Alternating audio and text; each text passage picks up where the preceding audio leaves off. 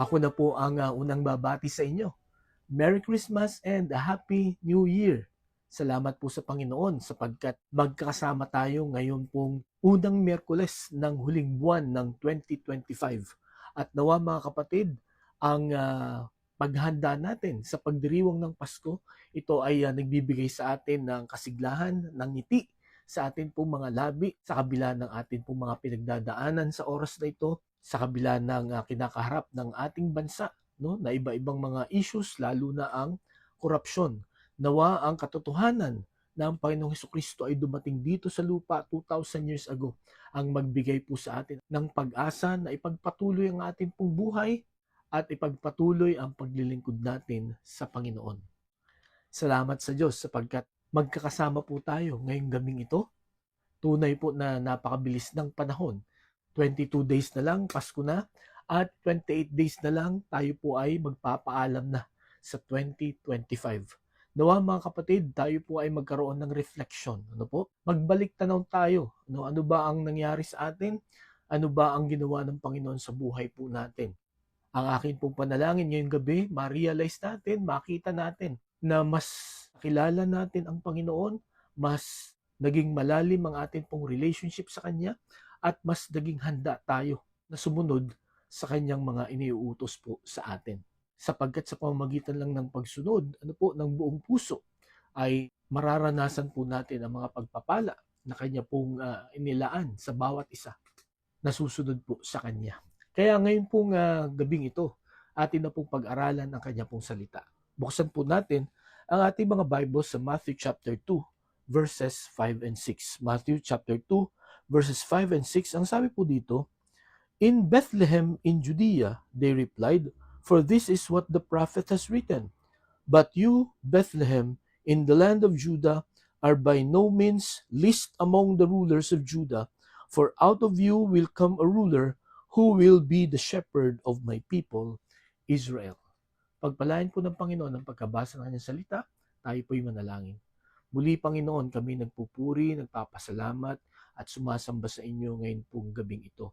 Panginoon, salamat sapagkat kami pinaabot mo sa araw na ito, sa buwang ito. Salamat po sa inyong pagpatnubay sa amin sa nakalipas na 11 buwan. At alam ko po, Panginoon, na patuloy na kami inyo pong aalagaan, iingatan, sasamahan, gagabayan, Panginoon, sa pagtatapos po ng taong ito. At nawa, Panginoon, as we reflect on what you have done to us nito pong 2025, nawa, Panginoon, ito po ang bigay sa amin ng lakas ng loob na harapin ang panibagong taon, ang 2026. At nawa, Panginoon, lahat ng mga natutunan namin tungkol sa inyo ay baunin namin bilang gabay at sandata sa pagharap namin sa mga hamon ng panibagong taon. Sa aming pag-aaral ngayon pong gabi, tulungan mo kami na maunawaan ito at maiangkop ito sa amin pong buhay. Sa lahat ng ito'y dalangin namin sa pangalan ni Jesus. Amen.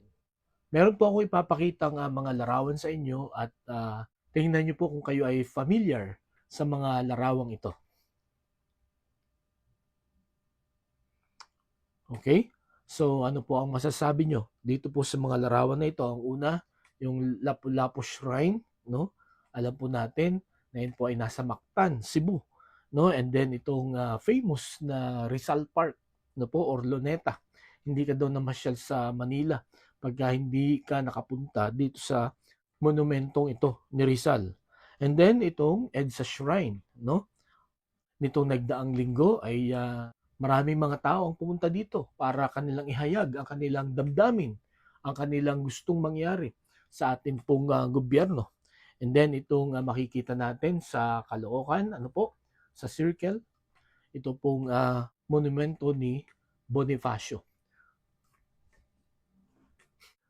So marahil marami sa atin dito ang nakita na ang mga monumento ito.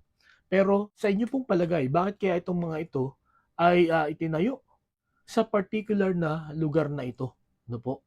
Meron pong isang joke dito na kaya daw yan po ay tinayo kasi kung iyong ihihiga ay magkakaroon ng matinding traffic. No? Pero hindi po yun ang aking ibig sabihin.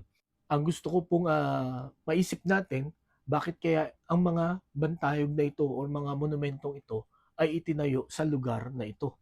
At bakit siya sa lupa inilagay? No, hindi na lang hanging monument, di po ba? Bakit sa lupa at sa particular na lugar katulad ng Lapu-Lapu, no, sa Mactan at doon sa malapit sa dagat, di po ba? Then itong Rizal Park, itong Luneta, yan, dyan nga po sa may Rojas Boulevard. And then itong Encia Shrine, no, yan, dito nga po sa may Ortigas. And then itong Bonifacio Monument ay doon po sa Caloocan. Meron pong mga dahilan kung bakit dito sa mga particular na mga lugar na ito sila itinayo. At kung atin pong iisipin, sapagkat dito sa mga lugar na ito, ipinamalas ng mga tao ito ang kanilang mga kabayanihan, di ba? Kanilang pagtatanggol sa ating bayan, no, para makamit natin ang ating kalayaan. At marahil marami sa atin ang alam ang bawat kwento ng mga monumentong ito. Ngunit ang isa po na gusto kong makita rin natin dito, gaya ng tanong ko kanina, bakit sa lupa? Bakit hindi hanging monuments, no?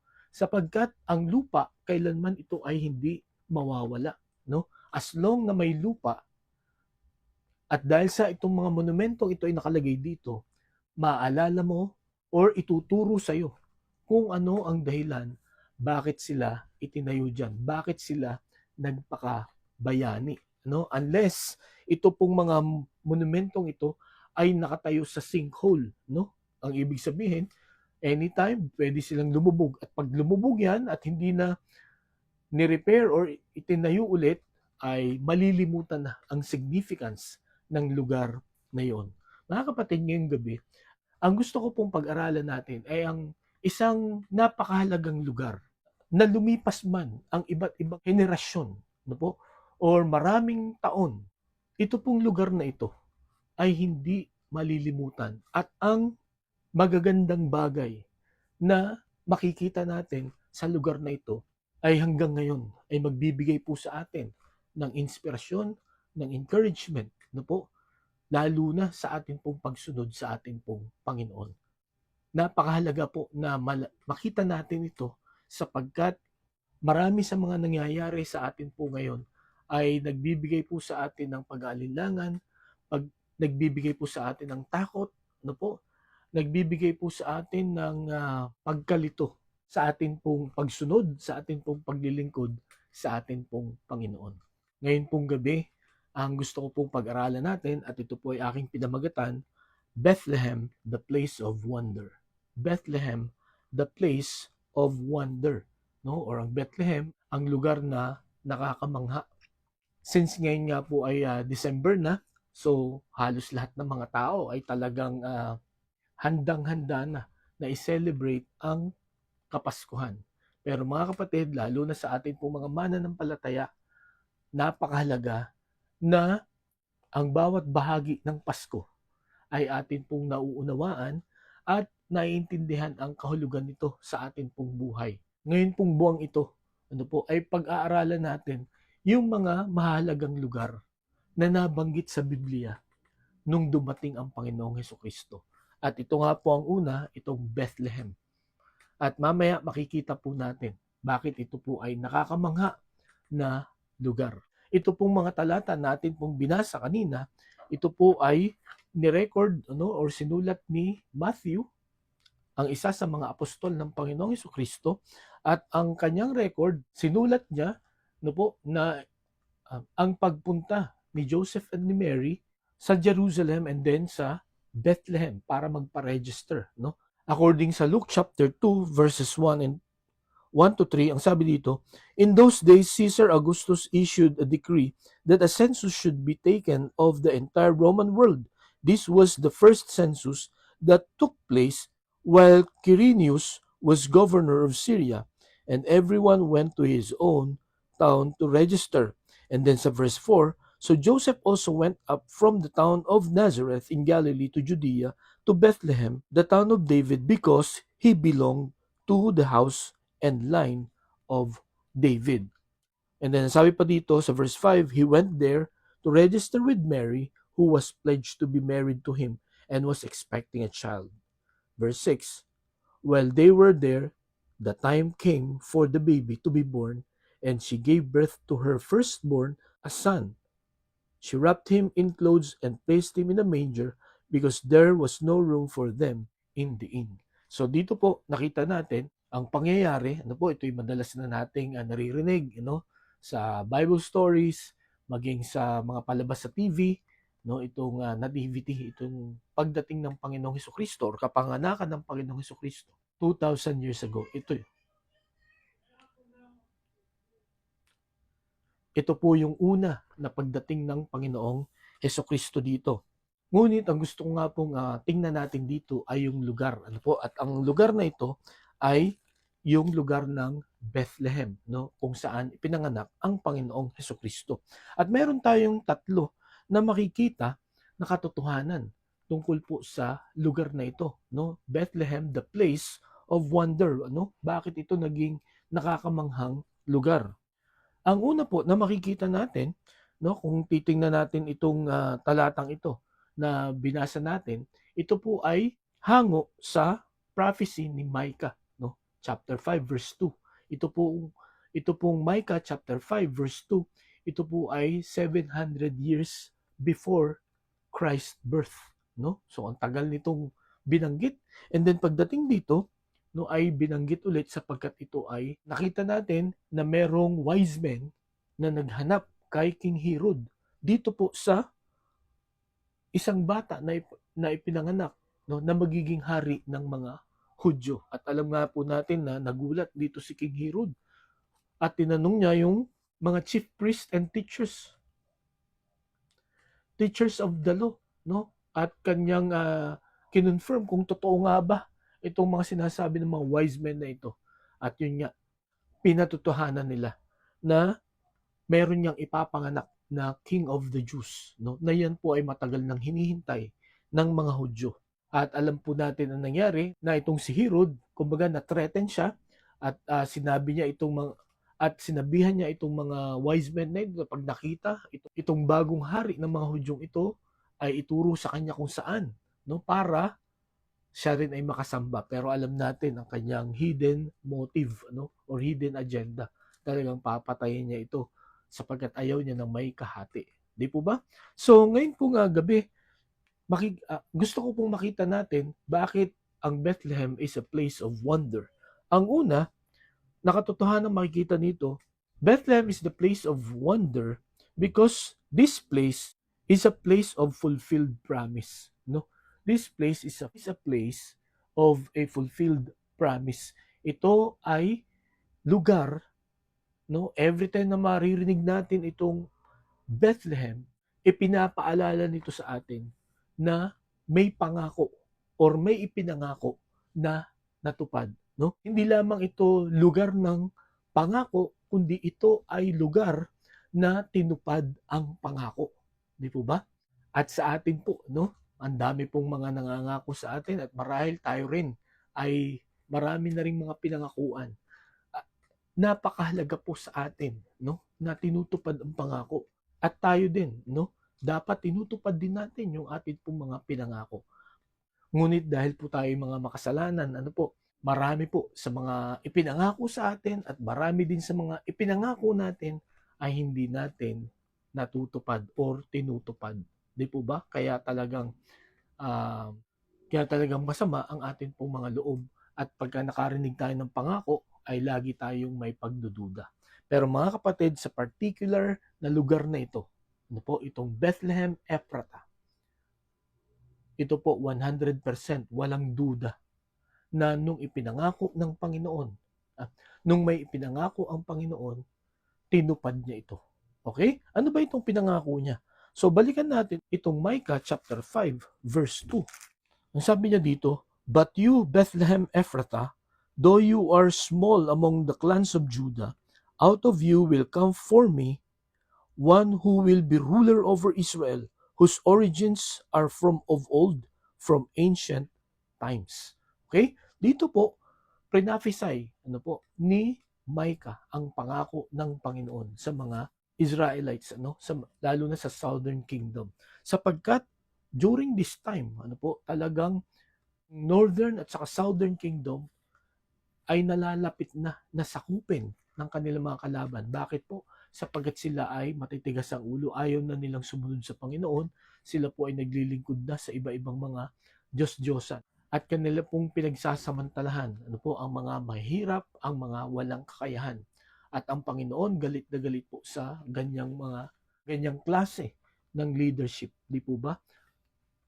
At kung inyo pong oobserbahan ang kind of leadership nila noon, sa klase ng leadership natin ngayon, parang pareho lang, di po ba?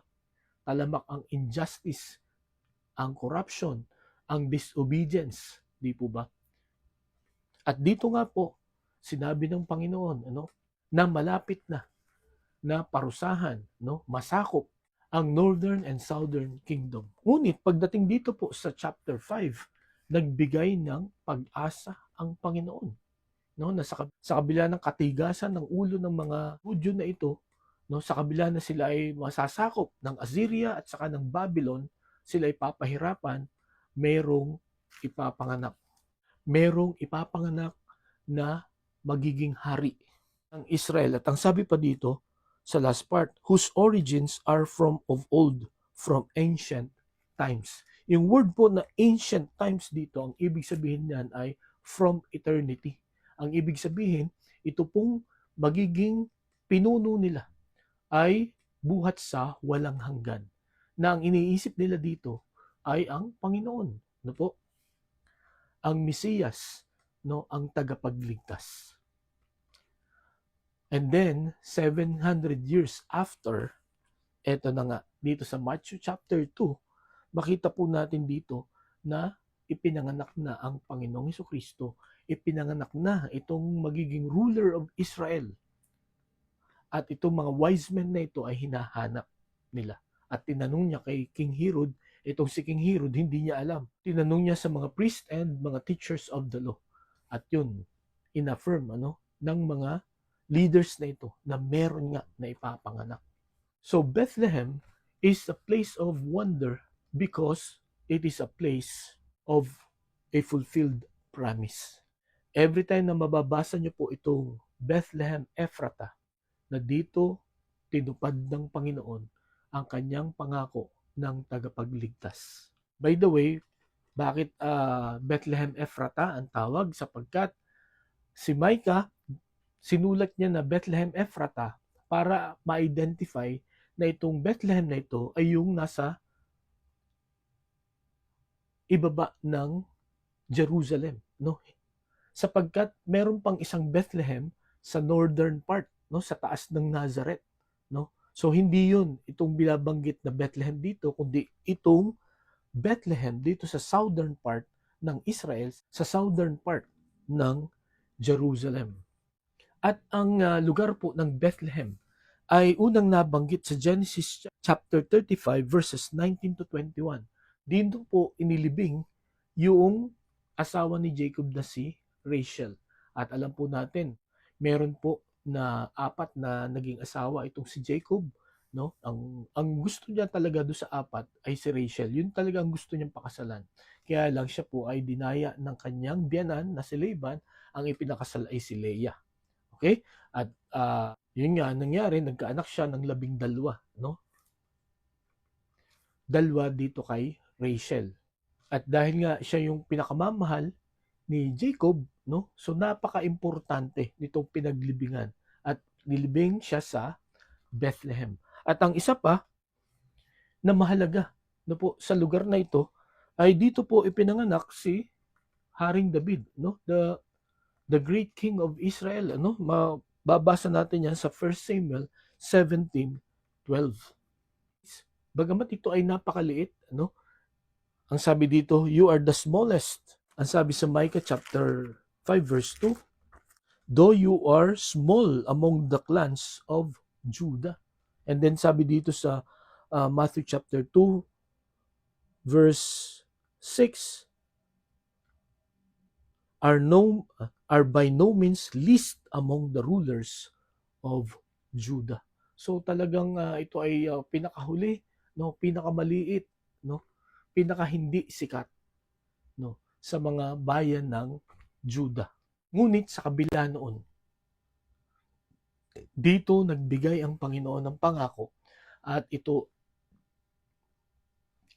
ay kanyang tinupad. Sa gabing ito, mga kapatid, sa nagdaang 11 buwan, kumusta po ang inyong pananampalataya sa atin pong Panginoon? Masasabi niyo po ba o masasabi po ba natin na tumibay, tumatag ang atin pong pananampalataya? Mas naging desire ng puso po natin na sundin ang Panginoon, na pag-aralan ang kanyang salita. Or ito pong 11 months na atin pong ito pong 11 months na lumipas, no, sa maraming mga pagsubok na pinagdaanan natin ay unti-unting kumupas, no, tumamlay o lumamig ang ating pong pananampalataya sa Panginoon. Mga kapatid, sa oras na ito, hindi ko alam kung ano ang estado ng inyo pong pananampalataya. Pero kung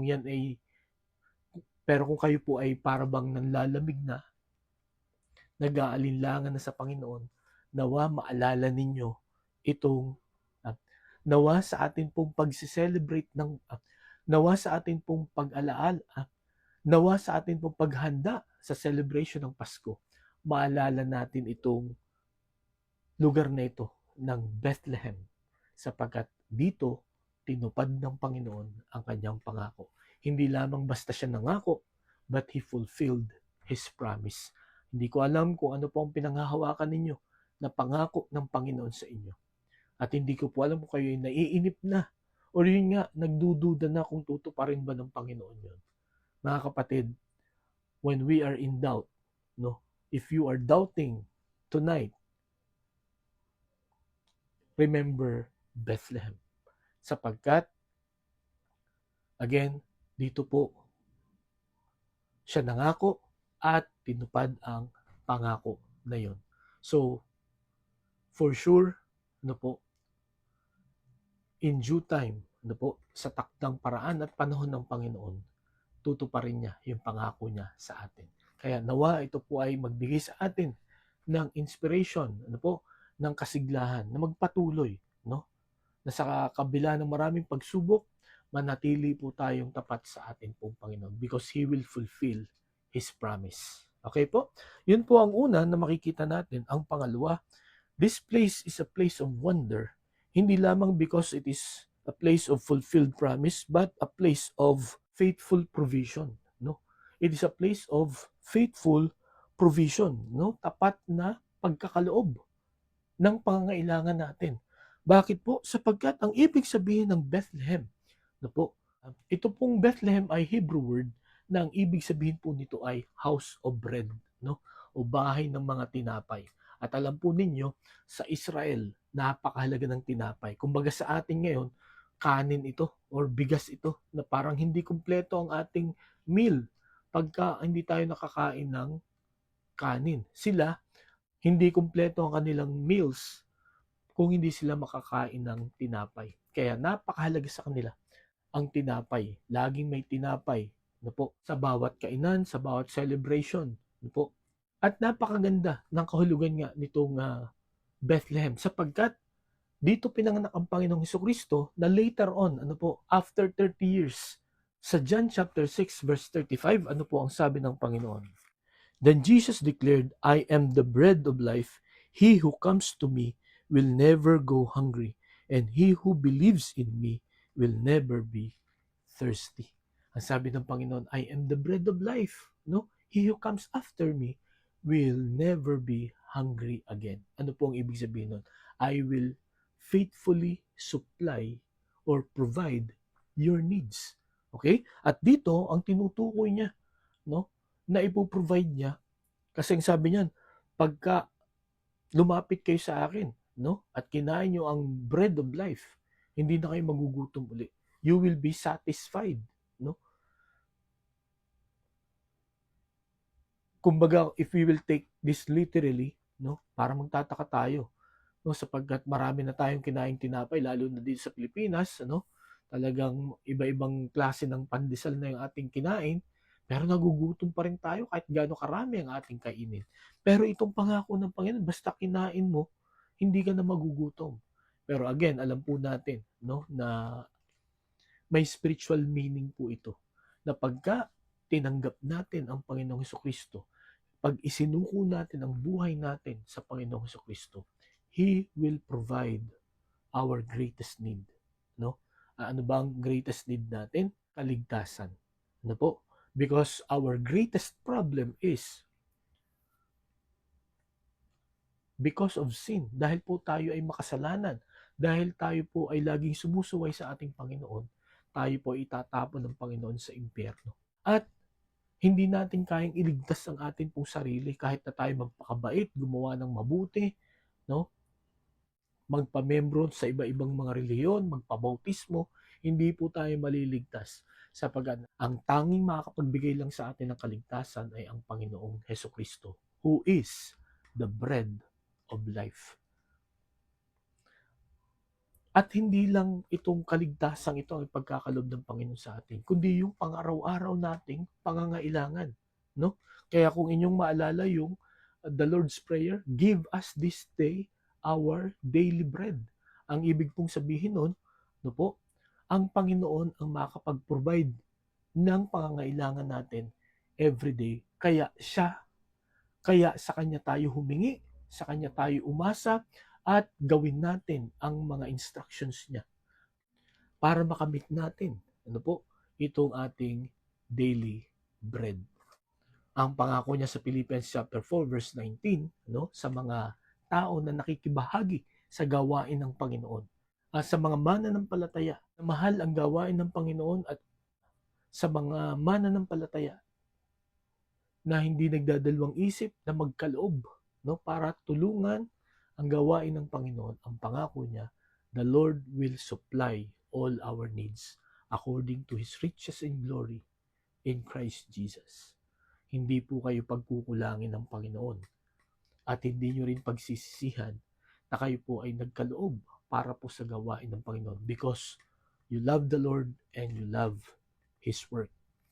Kung sakali ngayong gabing ito, meron po tayong mga pangangailangan at para bang hindi tinutugon ng Panginoon yung atin po mga panalangin na ipagkaloob ang atin po mga pangailangan. Let us remember Bethlehem because this is a place of faithful provision.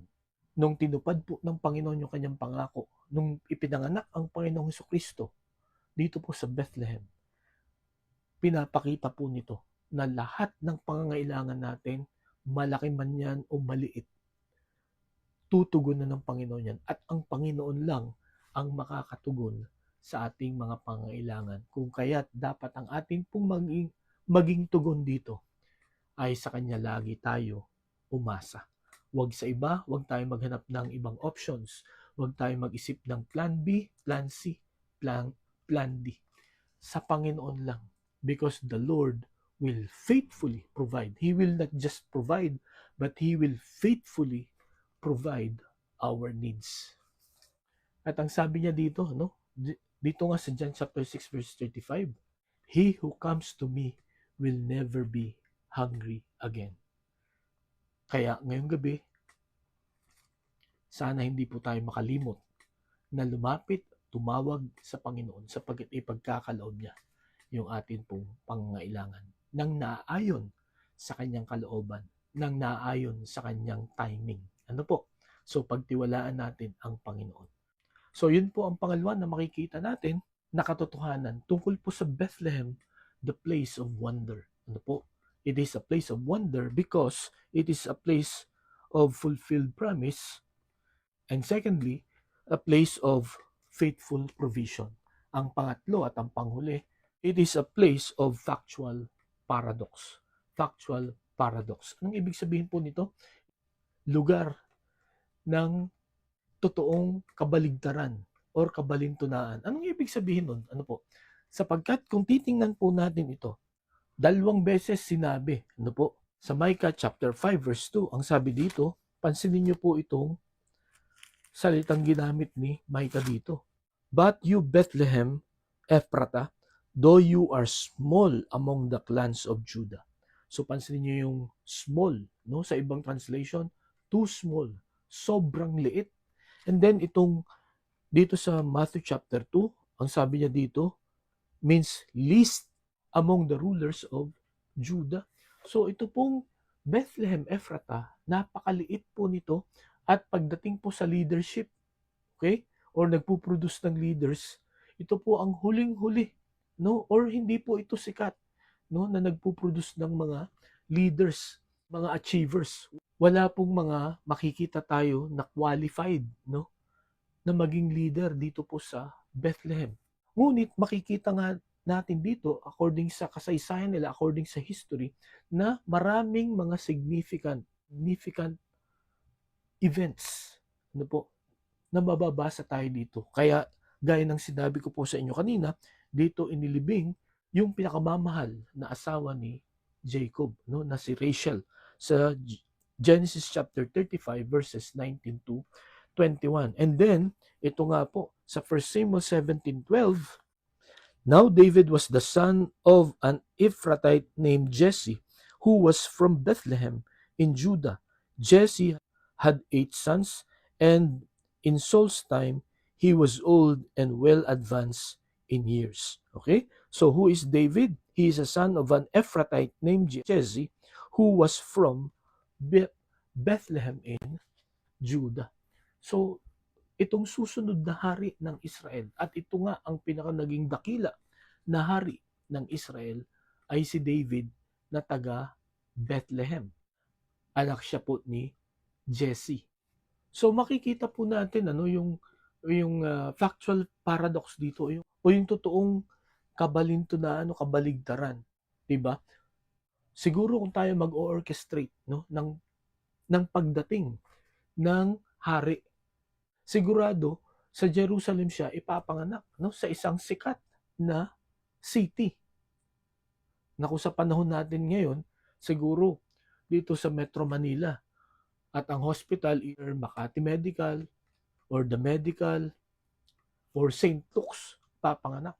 Pero nakita natin dito na dito na nga sa pinakamaliit, no, pinakakulelat na bayan ipinanganak ang Panginoong Jesucristo, doon pa siya ipinanganak sa sabsaban. Hindi man lang siya ipinanganak sa hotel or sa kahit simpleng higaan man lang. Doon po siya sa sabsaban. Talagang napaka-humble, no? Napakababa ng lugar na kung saan siya po ay ipinanganak. Samantalang He is the King of Kings. He is the Lord of Creation. Tapos dito siya pinanganak, 'di ba? Parang baligtad. But that's what happened. No po, yan talaga ang nangyari. Una, para turuan po tayong magpakumbaba. Mga kapatid, hindi tayo maliligtas, hindi tayo manunumbalik sa Panginoon. Hindi tayo babalik sa Panginoon, hindi tayo magtitiwala sa Panginoon hanggat hindi po tayo nagpapakumbaba. At dito po, itong King of Kings, itong Lord of Lords, sa kabila na pwede siyang mag-demand, no, ng worship ng buong mundo, no? Sa kabila na pwede siyang mag-demand ng lahat ng magaganda, no, kayamanan na regalo sa kanya, pinili niya na dun sa pinakakulelat, no, pinakamaliit, pinakasimple, no, at pinakapangit, no po, na lugar para ipanganak, to teach us humility, no, na tayo po ay magpakumbaba, na tayo po mga tao ay wala tayong pwedeng ipagmalaki sa atin pong Panginoon. Na kung ang Panginoon, He has all the rights for honor, but He came with humility. Kaya ngayong gabi mga kapatid, nawa ito rin po ang magpaalala sa atin pag naisip natin ang Bethlehem. No? It is a factual paradox. At ano yung paradox na kanyang itinuro dito, ipinakita dito, na pwedeng magpakumbaba ang merong pinakamataas na posisyon. At tayo pong mga tao, wala naman talaga tayong pwedeng ipagmalaki. No? Kaya dapat magpakumbaba tayo. And that's the only way we can go back to God. In fact, ang Panginoon ang unang nagpakita ng pagpapakumbaba. He is the first one who reached out and showed us, no, kung paano babalik sa Kanya. Kaya dapat tayong magpasalamat, magpuri po sa Panginoon sa effort, sa initiative na ginawa niya. Sapagkat kung tayo lang, no mga kapatid, kung iintayin tayo ng Panginoon or kung iintayin natin ang ating mga sarili, no po, na makapag-isip ng tama, ay tayo po ay mapapahamak, no, sapagkat hindi natin maiisip yun. Sapagkat yan po ang sabi ng Biblia, sabi ng Book of Romans, walang naghahanap sa Panginoon at walang gumagawa ng tama. Kaya salamat sa Panginoon sa Kapaskuhan na ito na darating. Salamat sa lugar ng Bethlehem. Salamat at dun siya ipinanganak, mga kapatid. It became a place of wonder. Sa kabila ng kasimplihan, kaliitan ng lugar na ito, it became popular. It became a place of wonder because of the Lord Jesus Christ. Ngayong gabi, mga kapatid, marahil yan din ang pakiramdam natin sa ating mga sarili. Tayo po ay insignificant, tayo po ay unnoticed, no? At tayo po ay nakakaramdam ng self-pity, no? Because nobody is recognizing us. Pero mga kapatid, ang sabi nga po sa 1 Corinthians chapter 1 verse 27, but God chose the foolish things of the world to shame the wise. God chose the weak things of the world to shame the strong. Verse 28, He chose the lowly things of this world and the despised things and the things that are not to nullify the things that are. Verse 29, so that no one may boast before Him. So dito po mga kapatid, no? Ang pinipili niya, ang ginagamit niya, yung mga hindi kilala, yung mga hindi sikat, yung mga rejected, no? Para ipahiya ang mga magagaling, ang mga sikat, at ang mga marurunong. At bakit niya ito gagawin? Para walang makapagyabang, walang makapagmalaki. For us to humble ourselves before God. Kaya kung mapapansin po natin, ano po? Inirveal ng Panginoon ang kapanganakan niya, no po? Ang kapanganakan ng Panginoong Hesukristo sa mga shepherds, no? Mga rejected ito ng lipunan eh. Nakipag-usap ang Panginoon sa Samaritans, no? Kinuha niya mga disciples, ang mga fishermen. Iniligtas niya yung chief sinner, pinakamalala na makasalanan. Kung itong mga ito pinili ng Panginoon to do His work, no? His wonderful work, no? At yun nga po, ibahagi ang magandang balita. Tayo rin po, no? Kung hindi man tayo kilala, hindi man tayo palakpakan, hindi man tayo ma-recognize sa ating paglilingkod sa Panginoon, one thing is sure, kita lahat ng Panginoon ang ating pong effort. Ngayon pong 2025, no, itong nagdaang 11 months, no? Hindi ko po alam kung nagawa po ninyo ang pinapagawa ng Panginoon sa inyo. Hindi ko po alam kung nakapagbahagi tayo ng mabuting balita. Pero mga kapatid, meron pa tayong ilang araw para ito po ay i-share. At ito po ang best time to share the good news. At kung sakali man na hindi natin magawa, no? Nawa ipanalangin natin na by 2026, no po, tayo po ay ready, strengthened, inspired to share the good news to everyone at mamuhay ng naaayon po sa kalooban ng Panginoon. Ngayong gabi, may tatlo po tayong katotohanang nakita tungkol po sa Bethlehem, the place of wonder. Nakita po natin na Bethlehem is a place of wonder because it is a place of a fulfilled promise, a faithful provision, and a factual paradox. Nangyari ang mga bagay na ito sa Bethlehem, no? Para kung sakali na nangangailangan tayo ng gabay, no po, kung sakali kailangan po natin na ibalik ang pagtitiwala natin sa Panginoon ngayong darating na Pasko. Sana maalala natin. Ito pong Bethlehem Ephrata. The least, the smallest, ngunit ginamit ng Panginoon para ipanganak ang greatest king. Hindi lamang ng Israel, but ng buong mundo, ng buong buhay po natin. Kaya nawa patuloy tayong magtiwala sa Panginoon at ito po magbigay ng kagalakan sa atin, sa ating pagse-celebrate, sa ating pong preparation ng ating pong pagse-celebrate ng Pasko. Tayo po'y manalangin. Salamat Panginoon sa paalala ng inyong salita. Maraming pagsubok kaming pinagdaanan, ngayon pong 2025 at marahil ay marami pa rin sa amin ang hanggang ngayon ay nakikipaglaban pa. Panginoon, tulungan mo kami na makita yung katotohanan na ginawa mo po. Yung katotohanan na dala ng lugar ng Bethlehem.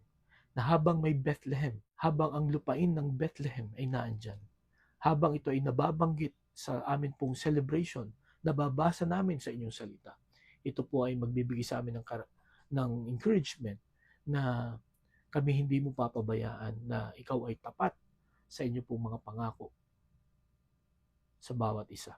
Kaya Panginoon, tulungan mo kami na mamuhay ng naaayon sa inyo. Sapagkat katulad ng ginawa mo sa Bethlehem, I know kahit kami po ay unrecognized, kami po ay gagamitin mo sa pamamagitan ng iyong biyaya para sa inyo po, Panginoong gawain. Salamat po, Panginoon. Ito aming dalangin sa pangalan ni Jesus. Amen. Maraming salamat po sa inyong pakikinig. Pagpalain tayo ng Panginoon. Mag-iingat po tayo at magandang gabi po sa bawat isa.